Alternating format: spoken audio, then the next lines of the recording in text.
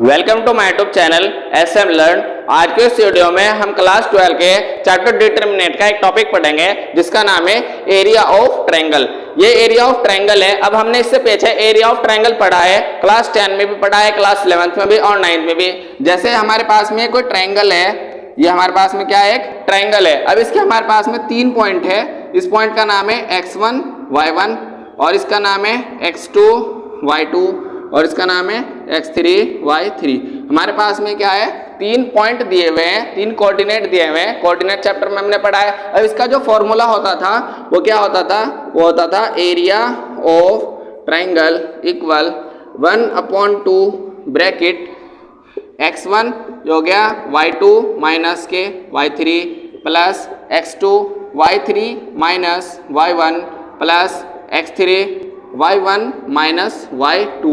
ये फॉर्मूला हम क्लास 10 में कोऑर्डिनेट चैप्टर में पढ़ चुके हैं। लेकिन अब हमको एरिया ऑफ ट्रायंगल तो पढ़ना है, लेकिन वो डिटरमिनेंट के फॉर्म में पढ़ रहा है हमको। अब एरिया ऑफ ट्रायंगल होगा वो डिटरमिनेंट के फॉर्म में किस तरह होगा, उसको हम इस तरह लिखेंगे 1/2। 1/2 तो आएगा ही आएगा, फिर डिटरमिनेंट आ गया। फिर उसके बाद अब हमारे पास में 3 पॉइंट है, इसको हम यहाँ लिख देंगे x1 y1 x2 y2 और ये लिख देंगे यहाँ पर x3 y3। अब जो ये निकल के आया, ये क्योंकि स्क्वायर मैट्रिक्स नहीं है, क्योंकि जो डिटरमिनेंट होगा वो क्या होता है, वो एक स्क्वायर मैट्रिक्स ही होता है, तो इसलिए यहाँ पर 1 1 1 ले लेंगे।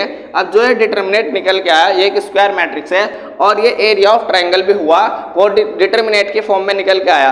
अब जो डिटरमिनेंट के फॉर्म में जो एरिया ऑफ ट्रायंगल निकल के आएगा वो माइनस में भी निकल के आ सकता है, प्लस में भी निकल के आ सकता है। लेकिन हमको मालूम है कि जो एरिया ऑफ ट्रायंगल होता है, किसी भी चीज का एरिया होता है, वो कभी भी माइनस में नहीं होता। तो अगर ये माइनस में निकल के आया तो इसको मॉड्यूल्स लगाकर हम प्लस में कर लेंगे। अब इसमें हम एक और चीज पढ़ेंगे, वो क्या है, अगर हमारे पास में कॉलोनियर दिया हुआ है, कॉलोनियर मतलब होता है कि हमारे पास में 3 पॉइंट दिए हुए हैं और तीनों एक ही लाइन पर दिए हुए हैं, तो इसका मतलब होगा ये कॉलोनियर। कॉलोनियर पॉइंट में जो एरिया ऑफ ट्रायंगल होगा, जो एरिया ऑफ ट्रायंगल होगा वो किसके इक्वल लेंगे, हम 0 के इक्वल लेंगे। तो इस तरह से हमने इस वीडियो में जान लिया कि ये एरिया ऑफ ट्रायंगल है डिटरमिनेंट की फॉर्म में। और अगर हमारे पास में कॉलोनियर पॉइंट दिए हुए तो उसके इक्वल हमको क्या लेना है, 0 लेना है। और जो एरिया ऑफ ट्रायंगल होगा वो हमेशा हम पॉजिटिव लेंगे। अगर वो माइनस आ भी रहा है तो उसको मॉड्यूल्स लगाकर हम प्लस कर लेंगे। अब हम एक एग्जांपल से समझते हैं कि डिटरमिनेंट की फॉर्म में एरिया ऑफ ट्रायंगल कैसे निकलेगा। जैसे हमारे पास में एक एग्जांपल है, find the area of triangle. हमको एरिया ऑफ ट्रायंगल निकालना है जिसके जो वर्टेक्स है, एक वर्टेक्स ये दिया हुआ है, एक वर्टेक्स ये दिया हुआ है, एक वर्टेक्स ये दिया हुआ है। अब सबसे पहले हम इसको डिटरमिनेंट की फॉर्म में कन्वर्ट करेंगे, फिर उसका एरिया निकालेंगे। तो इसको जब डिटरमिनेंट की फॉर्म में लिखेंगे तो क्या होगा, 1/2 डिटरमिनेंट। अब ये x1 यानी कि x1 होगा, ये y1 होगा, ये पॉइंट x2 होगा, ये y2 होगा, ये x3 होगा, ये y3 होगा। अब हम इसको इसके अनुसार यहाँ पर पुट कर देंगे और फिर उसका एरिया निकालेंगे। जैसे x कितना हुआ 3, फिर कितना हुआ 8 माइनस के 4 2 5 1 और यहाँ पर 1 1 1 ये भी यहाँ पर हम ले लेंगे। अब इस तरह से हमने इसको क्या करा, एक पहले हमने इसको डिटरमिनेंट की फॉर्म में लिख दिया। अब इस डिटरमिनेंट को हमको एक्सपेंड करना है। एरिया निकालने के लिए अब क्या करना पड़ेगा, हमको इसको एक्सपेंड करेंगे। एक्सपेंड कैसे करते हैं हम, या तो फर्स्ट रो से एक्सपेंड करते हैं, या फर्स्ट कॉलम से करते हैं, या थर्ड या सेकेंड किसी भी रो या किसी भी कॉलम से हम इसको एक्सपेंड कर सकते हैं। लेकिन हमने इसको कैसे करा, एक्सपेंड विद फर्स्ट रो। हम यहाँ पर लिख देंगे एक्सपेंड विद R1। हमने इसको R1 से एक्सपेंड किया, यानी कि हम इसको फर्स्ट रो से एक्सपेंड कर रहे हैं। जब हम फर्स्ट रो से एक्सपेंड करते हैं तो ये बाहर का तो हो जाएगा जो का दो, फिर ब्रैकेट लग गया। फर्स्ट रो जब हम एक्सपेंड करते हैं तो इसका एक कॉलम और ये रो दोनों के दोनों छूट जाते हैं, ये रो और ये कॉलम छूट जाते हैं। अब जो ये बचता है इसकी इसमें मल्टीप्लाई करेंगे, ये हो जाएगा 3, इसकी जो इसमें करेंगे तो ये जाएगा 2, इसकी इसमें करेंगे माइनस का 1 हो गया। फिर उसके बाद माइनस और 8 ने फर्स्ट रो का सेकंड एलिमेंट लिया तो उसके इसकी रो ये कॉलम छूट गई और वे रो छूट गई। इसकी इसमें मल्टीप्लाई हुई, ये हो गया माइनस का 4, फिर इसकी इसमें मल्टीप्लाई हुई, ये हो गया माइनस का 5 हो गया।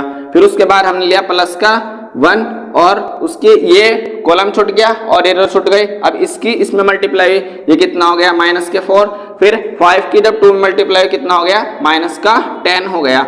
इस तरह से हमने इसकी क्या कर लिया, इसको R1 से एक्सपेंड कर लिया है। अब हम इसको सॉल्व करेंगे। सॉल्व कैसे करते हैं, 1/2 ब्रैकेट, जब 2 में से 1 माइनस हुए बचे 1 की जब 3 मल्टीप्लाई कितना हो गया 3।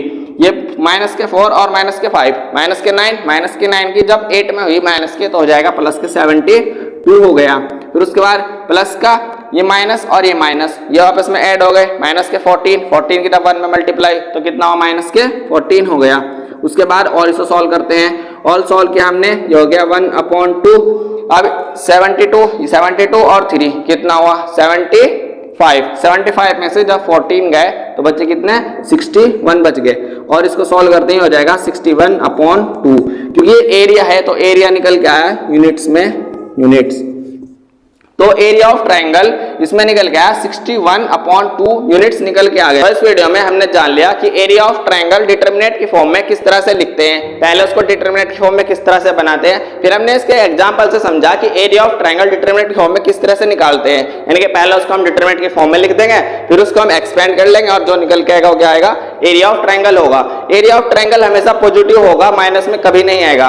तो अगर आपको हमारी वीडियो पसंद आए तो हमारे चैनल को सब्सक्राइब कीजिए और कमेंट में बताएं कि आपको हमारी वीडियो कैसी लगी।